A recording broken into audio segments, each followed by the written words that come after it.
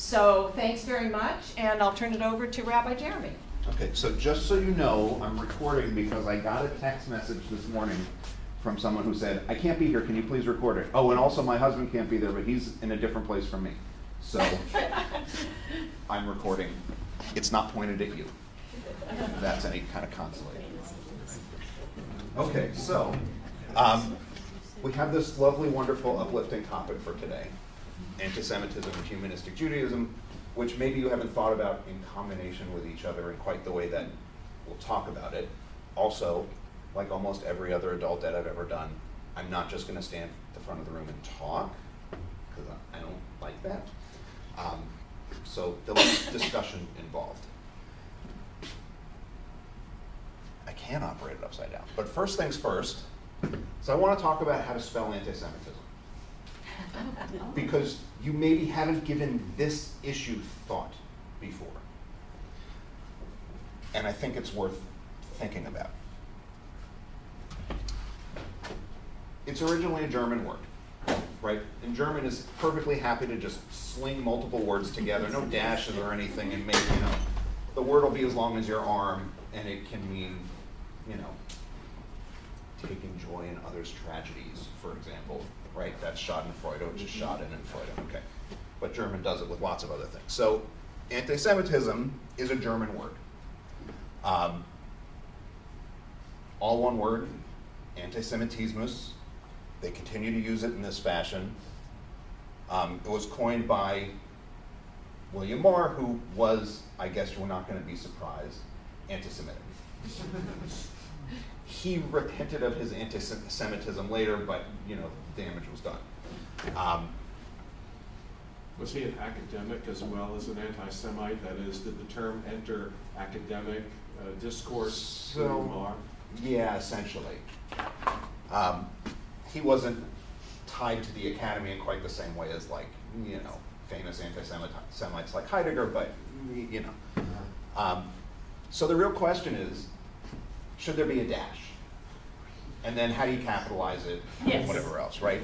Okay. So why not anti-Semitism, or anti-Semitism? Well, I'm going to use anti-Semitism, lowercase, mashed together.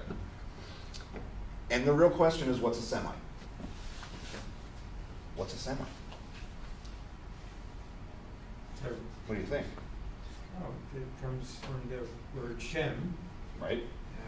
which is the sons of Noah? Yeah, so Shem is one of the sons of Noah. So there's Shem, Ham, and Japheth. Shem is supposed to be the line of people that brings us Jews and Arabs and others. Ham is supposedly the forebear of Africans. Japheth is everybody else, right? Because he was only 3 sons of Noah, and this is where you get the rest of the world from. Apparently, the whole rest of the world that they didn't know about came from one person. In the Americas and the rest of Asia, not so much, right? So, supposedly, these would be descendants of Shem. No one ever called any human being a Semite until this guy. It's just a family of languages. There's no such thing as a Semite. There never was a Semite. We became Semites when William Marr decided to be anti-Semitic, essentially.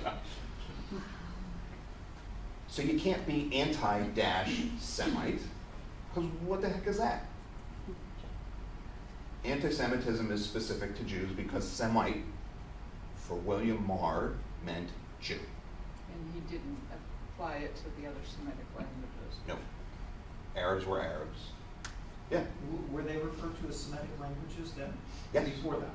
Yes. Oh, okay. It's a family of languages that share some common characteristics among the languages, but let's not get carried away. There was no group of people called Semites. We haven't found a Semitic language. There's a hypothesized language called Proto-Semitic. Very unlikely that there was just one. So would Semitic languages include Hebrew? Yes. Hebrew, Arabic, Amharic, Ethiopic, Aramaic, Akkadian, there's a Neo-Babylonian, like you can start parsing languages apart.